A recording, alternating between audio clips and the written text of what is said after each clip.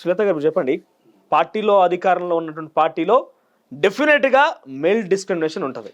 So అటువంటి సిచ్యువేషన్లో ఇక్కడ మనం చూస్తే కొంత బీఆర్ఎస్ పార్టీ మంత్రుల మీద కూడా ఆడవాళ్ళని గౌరవించారు. కౌశిక్ రెడ్డి విషయంలో గతంలో మీరు రోడ్డు గవర్నర్ దగ్గరికి వేయడం చూస్తాం మేము, ఎందుకంటే బండి సంజయ్కి సంబంధించి కొన్ని అంశాలలో కూడా. అంటే అటువంటి సిచ్యువేషన్లో ఒక మహిళగా, ఒక ఉద్యమకారుడి భార్యగా మీకు అవకాశం దొరికింది, డెఫినెట్గా ఒక మంచి విషయమే. ఎటువంటి సిచ్యువేషన్ ఫేస్ చేసేది మీరు ఒక మహిళగా? కానీ పార్టీలో మహిళా మంత్రులు కానీ ఎమ్మెల్యేలు కానీ ఎవరు అట్లా ఏం ప్రవర్తించింది ఏం లేదు. మహిళలను మాత్రం చాలా బాగా చూసుకునేది. నిజంగా ఒక మేయరు, డిప్యూటీ మేయరు హైదరాబాద్లో కనిపించడానికి కారణమైతే మా తలసాని మంత్రివర్యులే ఎక్కువగా మమ్మల్ని ఫోకస్ చేసింది. మున్సిపల్ శాఖ మంత్రి కన్నా ఎక్కువగా మమ్మల్ని ఫోకస్ చేసింది అయితే నిజం చెప్పాలంటే ప్రతి మీటింగ్కి, ప్రతి ఓపెనింగ్కి, ప్రతి ఒక్క దానికి కూడా ఇన్విటేషన్ ఇచ్చి మీటింగ్స్కి అన్నిటికీ కూడా ఆయన పిలిచి ఇద్దరిని ఒక హోదాగా కూర్చోబెట్టి ప్రతి ఒక్క ఎమ్మెల్యేకి కానీ అందరికీ కూడా వీళ్ళిద్దరు మహిళలు మనం సపోర్ట్ ఉండాలని చెప్పి బాగా చూసుకున్నారు. ఆ విషయంలో నేను ఎప్పుడూ ఎక్కడ సఫర్ కాలే. కాకపోతే ఇవే చెప్తున్నా కదా, ఇప్పుడు గవర్నర్ నుంచి ఆహ్వానం వస్తుంది, వీళ్ళేమో పోవద్దు అంటారు, వాళ్ళేమో రమ్మంటారు. ఇట్లాంటివి కొన్ని జరిగినాయి. ఇప్పుడు నేను మేయర్ గారు మాట్లాడుకొని పోదామా అంటే పైనుంచి ఫోన్ వస్తుంది, మీరు వెళ్ళొద్దు అని. 1-2 సార్లు ఉమెన్స్ డేకి అట్లా వెళ్ళినాం. తర్వాత అసలు మొత్తం బంద్. ఇంకా అప్పటి నుంచి వెళ్ళలేదు. గవర్నర్ గారు ఏ ప్రోగ్రామ్ చేసినా కూడా వెళ్ళలేదు. కొన్ని అంటే ప్రోటోకాల్స్ విషయంలో మొత్తం వాళ్ళదే నడిచింది ఎక్కువ వరకు అయితే. అప్పుడు వాళ్ళ గవర్నమెంట్ ఉన్నప్పుడు. సో మీరు ఫేస్ చేసిరా యాజ్ డిప్యూటీ మేయర్గా? మీ దగ్గరికి ఒక కార్పొరేటరో లేకపోతే ఇంకెవరైనా వచ్చి ఈ పథకాన్ని లేకపోతే ఈ యొక్క రోడ్డు కోసం, ఒక నాలా క్లీనింగ్ కోసం మీ దగ్గరకు వస్తారు. ఆ వచ్చిన తర్వాత అది చేయొద్దనో లేకపోతే ఎస్ దీనికి ఇక్కడ బ్రేక్ వేయాలని ఎప్పుడైనా ఫోన్ వచ్చిందా మీకు? బ్రేక్ కాదు, ఒక్క విషయం చెప్పొచ్చు. ఎందుకంటే లాస్ట్ కాంగ్రెస్ ప్రభుత్వం ఉన్నప్పుడు కార్పొరేటర్స్కి కొంచెం ఫండ్ ఉండేది, స్పెషల్ ఫండ్ ఉండేది కొంచెం. ఇప్పుడు బీఆర్ఎస్లో మాత్రం 10 years నుంచి కూడా కార్పొరేటర్కి ఒక ఫండ్ లేదు. వాళ్ళు ఏ పని చేయాలన్నా ఏ ఎమ్మెల్యే దగ్గరకో, మేయర్ దగ్గరకో, డిప్యూటీ మేయర్ దగ్గరకో పోవాలి. వాళ్ళు సొంతంగా పనిచేసే అవకాశమే లేదు అసలు. జిహెచ్ఎంసీ ఫండ్స్ డెవలప్మెంట్ అంతా ఎట్లా, ఏ ద్వారా పోతుంది? జిహెచ్ఎంసీ ఫండ్స్ అంతా వీళ్ళు కమిషనర్, మేయర్ గారు చేతుల మీద ఉంటాయి కదా. కమిషనర్ గారికి ఫండ్స్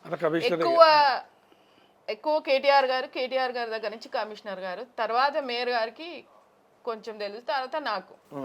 ఈ లెవెల్ వచ్చే కార్పొరేటర్కి స్పెషల్ ఫండ్ అనేది ఏం లేదు.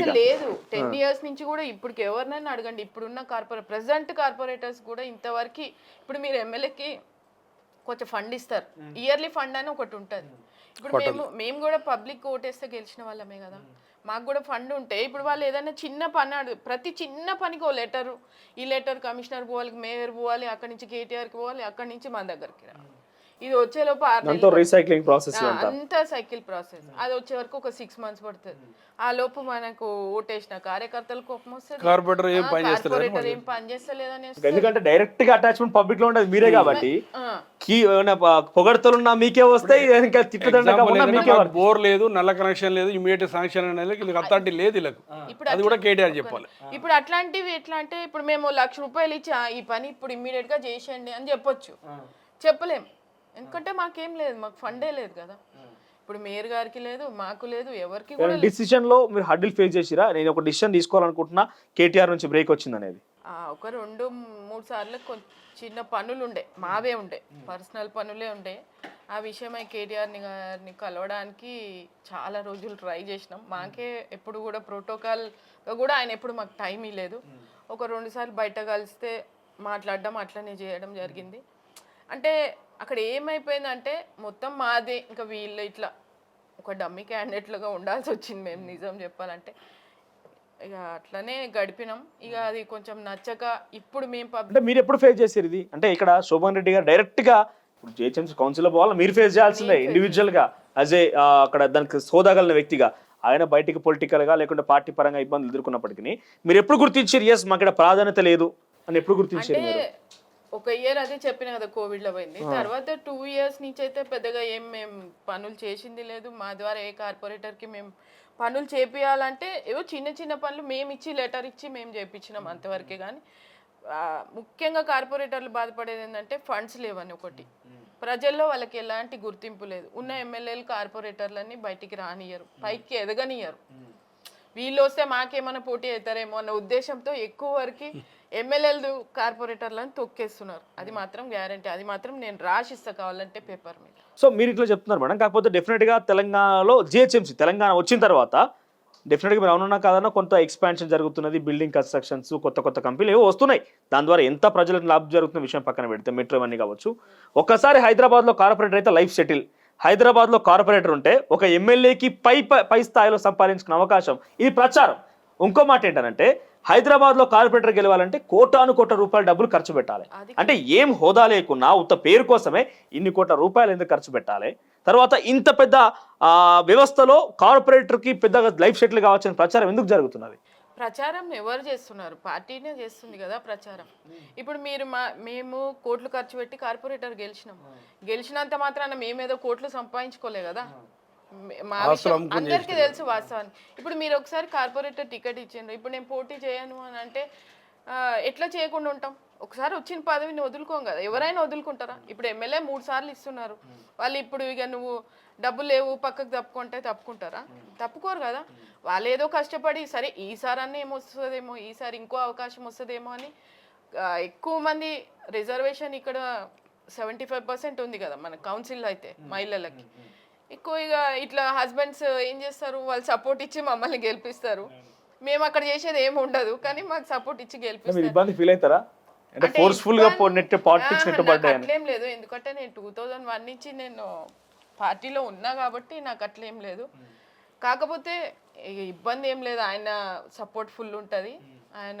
నేనే అన్ని పనులు వర్క్ మీటింగ్స్ అన్ని నేనే అటెండ్ చేసుకుంటా. ఏమైనా పనులు ఉంటే ఆయన చూసుకుంటారు, అది వేరే విషయం. నేను చెప్తున్నా అది ఇప్పుడు ఒకసారి కార్పొరేటర్ ఇచ్చి ఇంకా నీకు ఏ ఫండ్స్ లేవు ఏం లేవు నువ్వు నిలబడక నెక్స్ట్ టైం అంటే ఎవరు ఊరుకోరు కదా, మళ్ళీ ఖర్చు పెట్టుకొని అయినా నిలబడతారు కదా వాళ్ళు.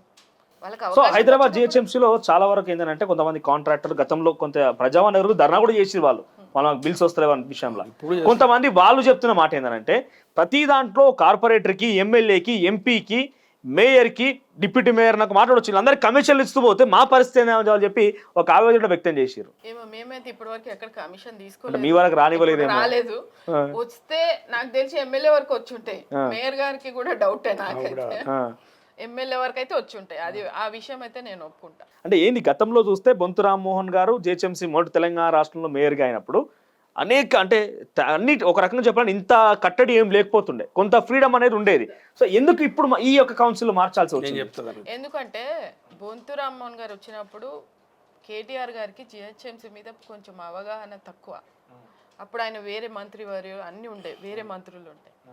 ఆయన ఈ 5 years ఏం చేసిండు, బొంతు రామ్మోహన్నే సపోర్ట్ గా తీసుకొని టీచర్ గా మార్చుకొని నేర్చుకున్నాడు. వాళ్ళిద్దరే కలిసి అన్ని పనులు చేసుకున్నారు. దాంతో సగం లాభం ఇటు సగం లాభం అటు పోయి బొంతు రామ్మోహన్ బాగానే సంపాదించిందని అందరికీ తెలుసు. బయట టాక్ కూడా కదా అది, ఆయన సంపాదించింది మనమైతే చూడలేదు కానీ బయట టాక్ కూడా అదే. టాక్ ఏంది, అది మొత్తం ఊరంతా జాతర లాగా సాగుతుంది. మేయర్ సంపాదించింది, ఇన్ని ఏళ్లలో మేయర్ ఎప్పుడు సంపాదించలేదు అనుకుంటా, ఆయన సంపాదించిన. మీరు చెప్పండి, మీరు బాగా చెప్తా అంటున్నారు. సో ఎందుకు ఇప్పుడు పార్టీ కొత్తగా ప్రభుత్వం వచ్చింది, ఎవరికి అవగాహన లేదు, కేటీఆర్కి అవగాహన లేదు, ఎవరికి అవగాహన కేసీఆర్. ఇగో జిహెచ్ఎంసీ ఏంది, ఇంకోది ఏంది, ఇది అవగాహన లేదు.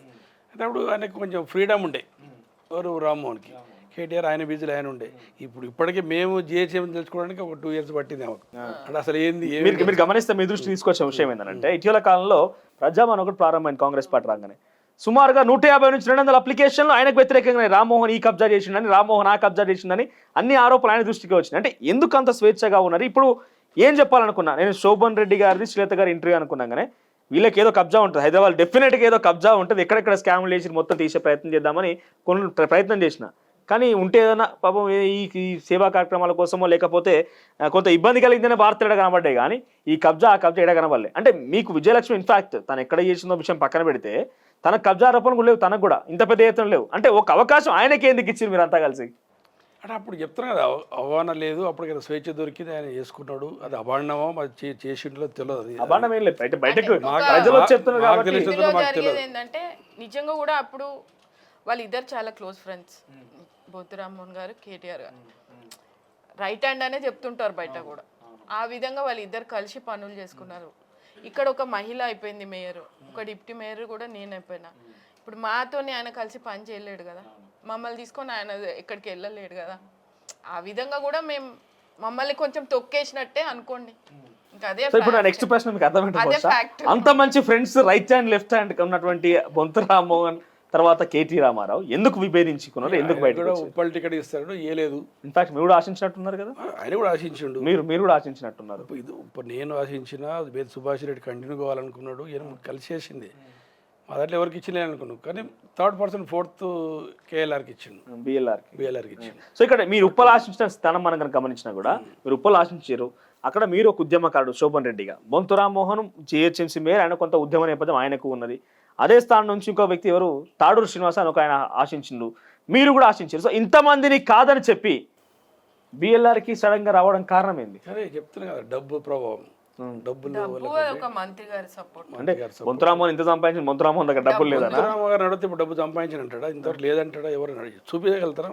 ఎక్కడైతే లేదు కదా పలానా బొంతు రామన్ సంపాదించిండని బయట టాక్ మాత్రమే కానీ ఆయన సంపాదించిన అంటే కనిపించదు. కేసీఆర్కి ఇల్లే లేదన్నారు, కేసీఆర్కి ఇల్లు లేకుండా ఉన్నదా తెలంగాణలో?